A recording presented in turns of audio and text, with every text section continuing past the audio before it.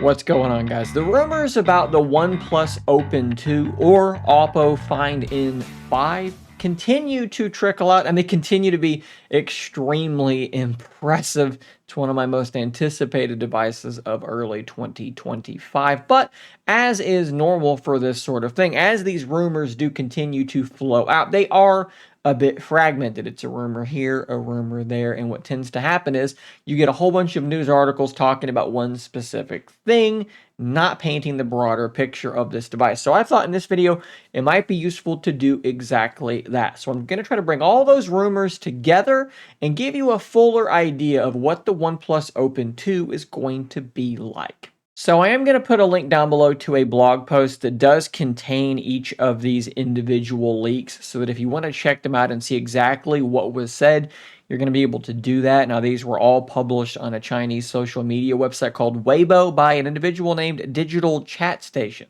You may not know much about them, but they have been very, very accurate when it comes to some of these Chinese manufacturer rumors, like Oppo, of course, a sister company to OnePlus. So again, you can check all these things out for yourself, but I did, like I said, put together a table to kind of bring it all together. And as we go through these, be very careful to notice there are some distinctions there. So if you see an asterisk, that is my speculation. If you see the little bullet point, that comes from Digital Chat Station. So I'm kind of filling in the gaps here with things that I think make sense. So let's start off with the system on a chip. DCS says it's going to be the Snapdragon 8 Elite. This is going to be the absolute top-end processor available when this device comes out. Now, he's made no mention of RAM or storage, but I think it's pretty reasonable to expect 16 gigs of RAM and 512 gigabytes of storage. That's what we got last time. 16 gigs of RAM is still easily enough to do all of the on-device AI stuff that you're looking to do. I just don't think that we are at the 18 or 20, 24, whatever it might be. I don't think that we're quite there yet. I think 16 will be fine, and that's kind of what I am expecting. For the display, again, nothing has really been said that was firm, but we just got a 7.82-inch display. I think it's going to be around that same size, and it's supposed to be 2800 nits.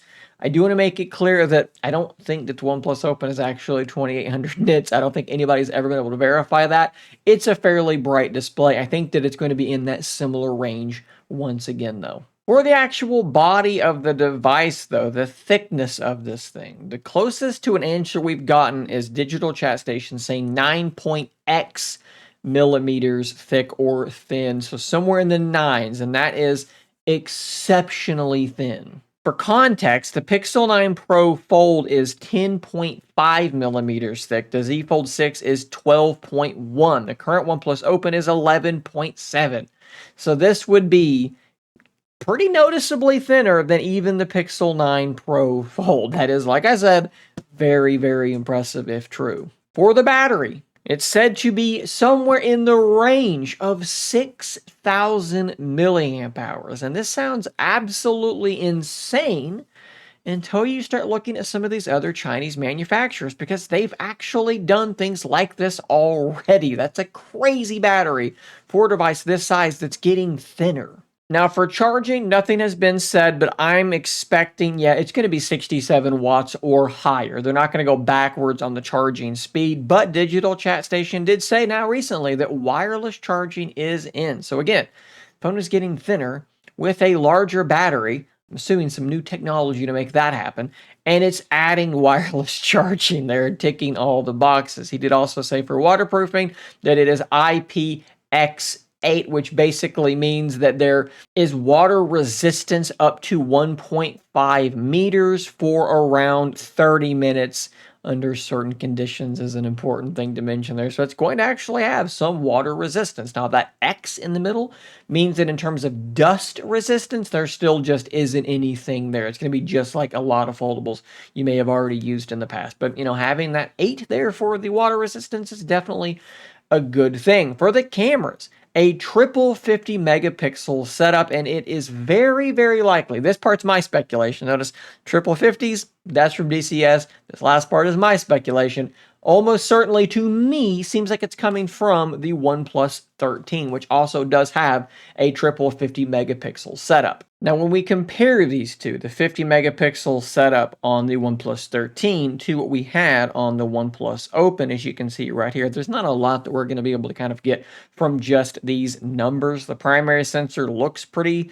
similar, other than the fact that it has a little bit higher resolution on the OnePlus 13. The pixel size, 1.12 micrometers, is the same. The sensor size, 1/1.43 inches, is the same, but we just, like I said, can't really tell a whole lot. When it comes to the telephoto, you may look at this and say, well, the Open is 64 megapixels. This is 50 megapixels. You got to remember, though, megapixels is not like the end all be all. You got to look at other things, like look at the sensor size, 1/1.95 inches.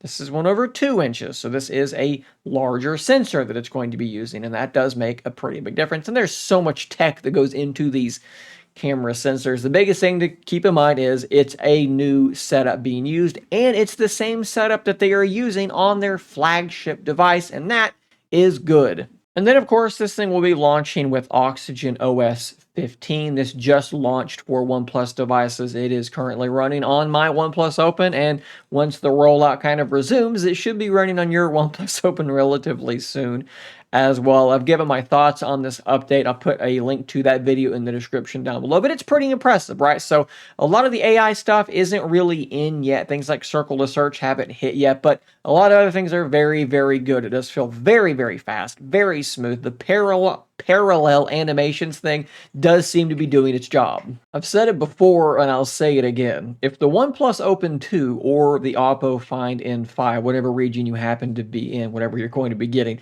if it's not one of your most anticipated devices of 2025, you must just not be a fan of foldables, because this thing looks absolutely outstanding. The specs are off the charts. And when you think about the fact that the current OnePlus Open, a full year after it's been released, actually more than a year now, you're comparing it to the Z Fold 6 and the Pixel 9 Pro Fold, and it still holds up as well as it does. It is still a device that I could recommend to people and say, yeah, does it hold its own against the Z Fold 6 and Pixel 9 Pro Fold?